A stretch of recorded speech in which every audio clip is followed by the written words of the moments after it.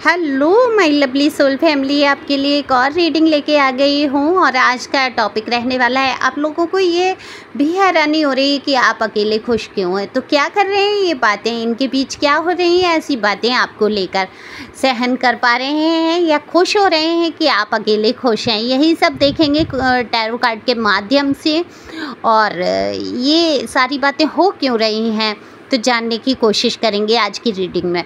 तो general reading रहने वाली है, आप सभी को पता है, आपसे रेजोनेट हो भी सकती है, नहीं जितना रेजोनेट होती है उतना अपने लिए समझ सकते हैं, बाकी किसी अन्य के लिए हो सकता है। जल्दी से सब्सक्राइब करके अपने एनर्जी का योगदान दीजिए, कमेंट्स करिए, बताइए ये किसकी एनर्जी है, और एक लाइक तो बनता ही बनता है। किसी को बेहद आवश्यकता अगर हो तो पर्सनल रीडिंग करा सकते हैं। पर्सनल रीडिंग के लिए व्हाट्सएप नंबर दिया है, यहाँ पर आप पता कर सकते हैं, क्योंकि पर्सनल रीडिंग फ्री नहीं है और फीस भी कुछ ज़्यादा नहीं है। तो बिना देरी के मैं रीडिंग करूँगी। तो कार्ड मैंने पहले ही शफल कर लिए हैं। तो देखो, लोगों के बीच बड़ी हैरानी का कारण आप बने हुए हैं, क्योंकि आप ज़िंदगी में कहीं ना कहीं से एक लोग जो आपको जानते हैं वो अच्छी तरीके से जानते हैं। आप अगर घर परिवार में भी रह रहे हैं, कहीं भी कुछ भी है, तब भी आप कहीं ना कहीं अकेलापन महसूस करते ही करते हैं। आपके बहुत जो नज़दीकी लोग हैं वो अच्छी तरीके से जानते हैं कि आपके दिल में जो अकेलापन, जो उदासी कभी रही है, जो आपने दुख भरे दिन बिताए हैं, जो आंसू बहाए हैं आपने अकेले में, वो उन लोगों को काफ़ी कुछ पता है कि किस तरीके से आपने अपने आप को धैर्य बंधाया, तसल्ली दी है। तो जानते हैं, जो आपके जानने पहचानने वाले लोग हैं वो तो अच्छी तरीके से जानते हैं कि आपके जीवन में क्या क्या समस्याएं रहीं, क्या क्या कष्ट रहे आपके जीवन के। तो उनको हैरानी ज़रूर होती है, लेकिन उतनी नहीं जितनी बाकी अन्य लोगों को, जो आपसे चिढ़ते हैं, जलते हैं, जलन वालों को बेहद हैरानी होती है, क्योंकि वो कभी चाहते ही नहीं थे कि आप कभी खुश रह पाएँ। जानने वाले हैरान ये होते हैं कि ठीक है, आपने अच्छी तरीके से अपने आप को संभाला, लेकिन हैरानी का ये भी कारण है कि आप अब पहले से थोड़ा सा बदल गए हैं। अब पहले की तरह अपने दुख दर्द को उतना बयान नहीं करते अपने भी लोगों के साथ। तो आप लोगों से उतनी बातचीत नहीं कर रहे हैं, चाहे बेहद आपके नज़दीकी लोग हैं जिनसे आपने काफ़ी कुछ शेयर किया होगा, उनसे भी आप अब उस तरीके से बात नहीं करते हैं। तो इतना तो आपके अपने लोग हैरान हैं कि ये बदलाव क्यों है। तो दूसरी तरफ जो आपसे जलने कोड़ने वाले हैं वो इस बात से भी परेशान हो रहे हैं, आपकी खुशी देखी नहीं जा रही उनसे, कि आप अकेले होते हुए भी इतनी खुशहाल ज़िंदगी कैसे बिता लेते हैं, कैसे सारी चीज़ें मैनेज कर लेते हैं, कैसे आप अपने ऊपर ध्यान दे लेते हैं, कैसे आपका खर्चा चलता है, कैसे आप घर में सारा कुछ मैनेज कर पाते हैं। देखो, लोगों को बड़ा ही परेशानी होती है, किसी का अच्छा होते हुए देखने में सबसे ज़्यादा परेशानी होती है। और होती किन लोगों को है, जो लोग वो कदम उठा नहीं पाते हैं। लेकिन एक बात बड़ी अच्छी है, मैं इस पर एक छोटी सी कविता कहूँगी। फ़कत ये बात अच्छी है, अकेले हो रहे हो तुम, खुद को पा रहे हो तुम, जमाना खो रहे हो तुम। कभी खाए थे तुमने जख्म झूठे गम की चोटों से, वहा कर प्रेम के आंसू अब उन्हें धो रहे हो तुम। कभी समाधि के कमल खिल जाएंगे प्यारे, ये बीज ध्यान के बो रहे हो तुम। कि हर पल तुम्हारे वास्ते नई सुबह, चेतना में हुई जागृति, अहम में सो रहे हो तुम। मिली जब बूंद सागर में तो वो सागर ही हो गए हो तुम। जो होना चाहिए तुमको वही हो रहे हो तुम। तो बिल्कुल, जब एकांत में इंसान आ जाता है, अकेला पड़ जाता है, तो अपने अहम स्वयं को पहचान पाता है, परमात्मा, परमपिता परमेश्वर की शरण में चला जाता है और अच्छी तरीके से समझ पाता है चीज़ों को। और सच पूछिए, जन्म का अगर महत्व देखा जाए तो आप अगर गौर करेंगे, अगर आप आध्यात्मिक हैं, स्पिरिचुअल हैं, आपको है इसमें रुचि, तो आप जान पाएंगे जितनी जितनी आपके जीवन में संघर्ष, परेशानियां आए, कहीं ना कहीं आप ईश्वर से बहुत कनेक्ट हुए और आप जान पाए कि किस तरीके से अपने अंदर शांति उत्पन्न करें। तो आप तो मौज में हैं, क्योंकि आपको वो बोध, वो ज्ञान, वो सारी चीज़ें हो गई, आपने अपने आप को खुद को पहचान लिया, अपनी काबिलियत को पहचान लिया, आपने जान लिया कि परमेश्वर आपके साथ हैं, ईश्वर आपके साथ हैं, भगवान आपके साथ हैं, अल्लाह आपके साथ हैं, तो फिर आपको तो मौज ही मौज है। आपके तो खुश रहने का कोई ऐसा एक कारण नहीं है जहाँ पर आप खुश ना रह सकें। कहते रहो, करते रहो परेशान, तमाम बातें कहने के बाद भी आप एक ऐसे शैल में बंद हो गए हैं कि आप पर फ़र्क नहीं पड़ता अब इन सारी चीज़ों का। तो खुश रहने का ये भी एक कारण है कि आपने सीख लिया है कि कहते हैं मेरे शरीर को कह रहे हैं, मेरी आत्मा से तो कोई कुछ कह ही नहीं सकता, और मेरा जो स्वरूप है, जो मैं हूँ, वो क्या हूँ, मैं एक आत्म तत्व हूँ। तो जहाँ जिस इंसान ने ये सोच लिया, वो देखो सबके बीच में अकेलेपन का आपको एहसास क्यों होता है? इसीलिए होता है। आप अपने आप को दुनिया में अकेला महसूस करते हैं, किस लिए करते हैं? क्या एक बहुत सारे लोग होंगे जो सांसारिक रूप से फंसे हुए हैं, वो तो बिल्कुल इस बात के लिए अकेला फील करते हैं कि हमारा साथी नहीं है, हमें या साथी चाहिए, या हमारे जीवन में कोई ऐसा इंसान आ जाए या आया नहीं है।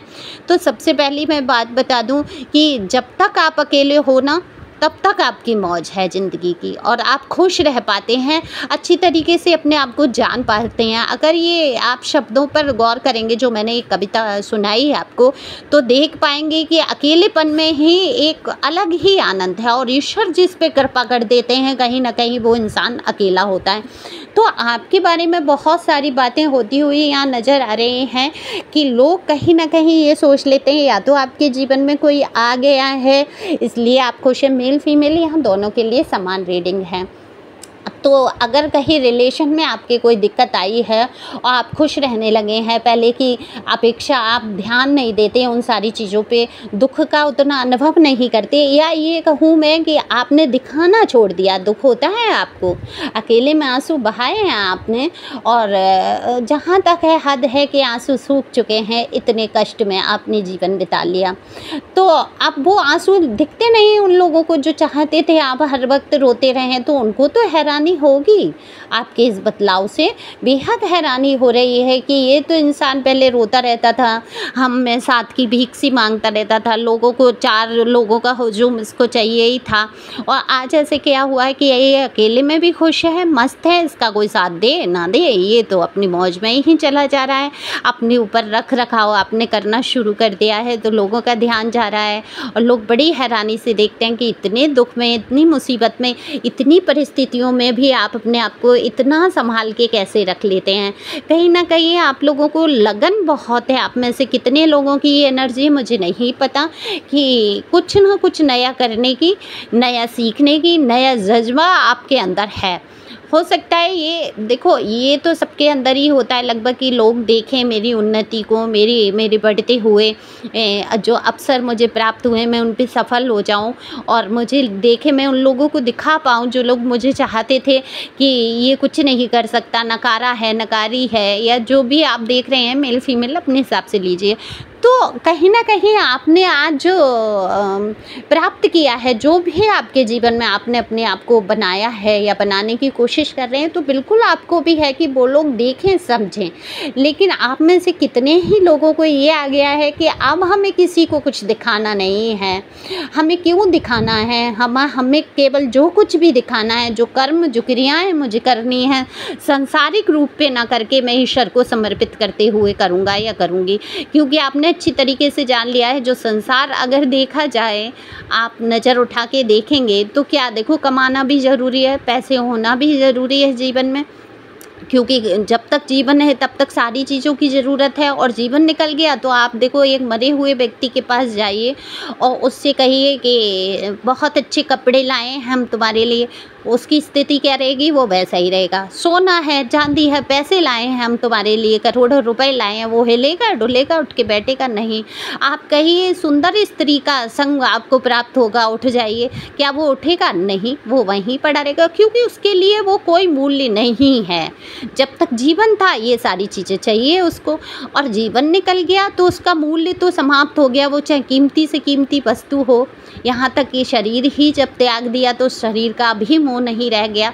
तो बात यही आती है कि जब तक जीवन है सारा कुछ चाहिए, और जीवन निकल गया तो कुछ नहीं चाहिए। तो धीरे धीरे जब अभ्यास में हम लाने लगते हैं कि ये जीवन नश्वर है, जितनी हमें आवश्यकता है कि साईं इतना दीजिए, जामे को कुटुंब समाए, आपू भूखा ना रहे और साधु भूखा ना जाए, इस तरीके से है ना कहावतें मुझे याद बहुत हैं, पर पूरी तरीके से मैं याद नहीं रख पाती हूँ, कुछ ना कुछ गड़बड़ करती हूँ मैं। तो आप लोग समझ पाते हैं क्योंकि ये कहावतें बड़ी पुरानी और आम हैं, कोई स्पेशल या न्यू नहीं हैं। ओके, तो समझ जाना और क्षमा करना अगर मुझसे कोई गलती हुई हो बोलने में। तो यहाँ पर यही समझाने का उद्देश्य है, या गाइडेंस ये जो कार्ड में निकल के आती है, मैं कोशिश करती हूँ कि आप तक मैं पहुँचा पाऊँ। तो बस जीवन का अर्थ क्या है, और ये कहीं हद तक आप लोगों ने समझा है, इसीलिए आप मौजे ही मौजा है आपकी ज़िंदगी में। आप खुश रहना शुरू कर दिया, प्रारंभ कर दिया।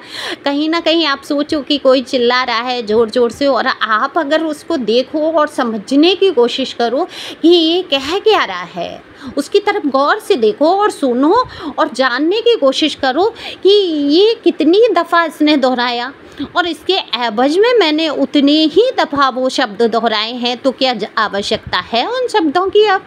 तो जहाँ आपने ये सोच लिया वहाँ आपने मौन धारण कर लिया, और जब मौन धारण कर लिया तो सामने वाला कितनी देर भौंक सकता है, बोल सकता है। भौंकना ही कहते हैं फिजूल में जो पापा पापा चाचा चाचा करते हैं उन लोगों के लिए।